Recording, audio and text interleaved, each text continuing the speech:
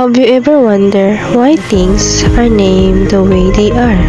Like trees, plants, or cow. Or sometimes you even look around, a flower.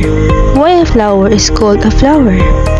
Or sometimes when you look on the sea, why sea is called a sea? Why it could not be a sun or a tree? Sometimes we are asking how and why. Do you think names come naturally, or did someone name them? And later, this name was passed through generation to Kam and Walwa. That's why a sea is called a sea and not a tree. In that sense, if that name is not natural, meaning it was being generated by Wong. Of course, science tells us the only human has the ability to communicate. That's the only creature who can do such thing.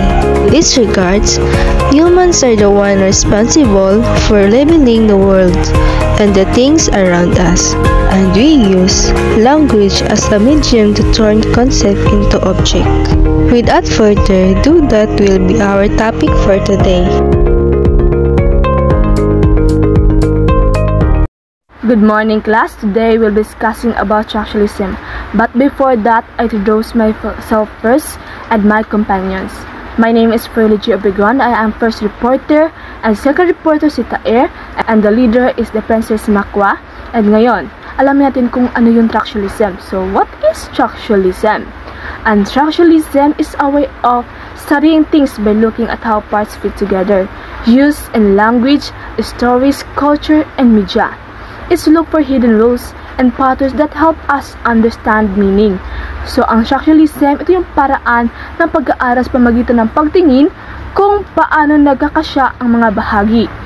At ito ay ginagamit ng language, stories, culture, and media. At hinahanap rin ito ang mga nakatagong patakaran at mga patterns na tumutulong sa atin na mauunawaan ang kahulugan. But remember, class, structuralism is an approach understanding system by looking at the relationship and structures that connect elements within those systems. At ngayon, may tatlong tayong three famous thinkers. Alamin natin kung sino. So first, si Ferdinand de Saussure. Second, si Claude Lévi-Strauss.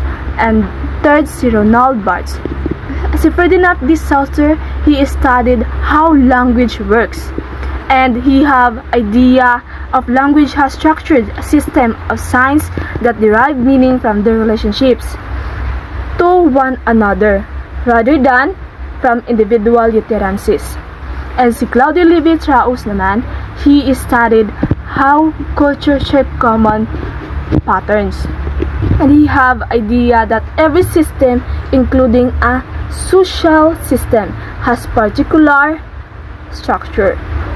At si Roland Barthes naman, he look at sign in books, ads, and pop culture. And he viewed structure not a rigid school of thought but has an activity focus on in understanding how culture phenomena, including literature, derive meaning from underlying system and structure. At yun po ang tatlong famous thinker, class. So, wag niyo po yung kalimutan ang sino yung famous thinkers at kung ano yung structuralism.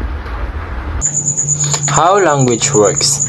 Language is made of signs. A sign has two parts, which is the signifier and signified. Signifier is the word or sound, while signified is the idea in your mind. Okay, class, para mas maintindihan natin kung ano nga ba ang signifier and signified. Signifier is the physical form of a sign like sound, word, or image. At ang signified naman is the concept or meaning that is signified or present.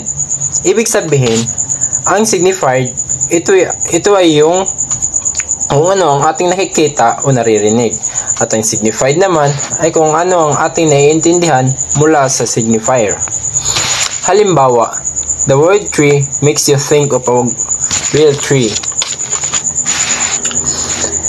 Another example, the word cat signifier that represent a signified concept to the full naked eye animal. Okay, dumako naman tayo sa stories have pattern. Stories follows the same structure. Character often have rules like hero or villain. Example, in Cinderella, Cinderella is the hero, stepmother is the villain, and the fairy godmother is the helper. And that's how stories have pattern. Ito yun, para mas maintindihan natin kung ano nga ba ang stories have pattern. Alam naman natin na may mga palabas talaga o storya. At yung mga palabas na yun na napapanood natin ay meron silang sinusunod na struktura or structure. Sa kung ano ang karakter, ano ang role ng karakter at kung paano nila ito sinusunod. Lagi natin tandaan na kung ang pinag-uusapan na tungkol sa stories have pattern, ito ay tumutukoy sa character at rules nila. Kung ano ang ilang ginagampanan na rules doon sa palabas. Culture uses opposites. We understand the word true opposites. Culture uses is kabaliktaran. For example, good versus evil, male versus female, rich versus poor. This helps shape how to think and behave. Makakatulong ito sa paghubog at kung paano tayo mag-isip at kumilos. Myths in all culture. Claude Lévi-Strauss found similar patterns in word myths. Si Claude Lévi-Strauss is nakakita siya og similar patterns in word myths. Kung wala mo kay myths is word is mo na siya ang tuo-tuo like kaning mga tinuhuan. Many myths have a god or hero, a battle between good and evil, a lesson or message. For example, a movie, we have every character, we have a god or hero. In movie, we have a good and evil, which is nag-away sila, which is ang madaog jud ang good kaysa sa evil. Every movie or story, we have a lesson nga atong matun-an or message nga gipaabot ana nga movie. And now class, ay tayo sa patterns in media. Do you know what is media? If not, I explain you further what is media. So ngayon, media is focused on identifying the underlying structure and system of relationship that shape the meaning of media text.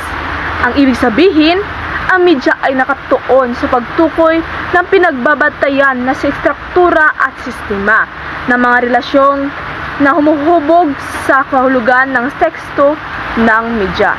Now, like this, movies show also follow patterns. Example, romantic comedies usually have two people meet, they argue or have a problem, they fall in love at the end. So, katulad ng mga movies, nakita natin na since pinakauna, hindi pa sila nagkakita. Then hanggang sa dulo, nagkikita na sila kahit may problema at mayroon din sila mga problema. And sa huli, na in love na sila sa isa't isa. Yun yung mga movies na pinapanood natin, nakikita natin sa mga TV or sa cellphone natin nakikita sa mga videos. Diba? Why learn structuralism? Okay class, bakit nga ba kailangan natin matutunan ang structuralism?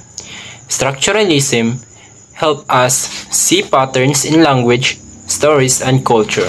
Tinutulungan tayo nito makita ang mga paulit-ulit na struktura at ugnayan na bumubuo sa wika, mga naratibo at iba pang aspeto ng kultura. Understand how meaning is made. Siyempre, para mas maunawaan natin kung paano nauugnay ang mga elemento sa loob ng isang sistema sa isa't isa upang makagawa ng kahulugan.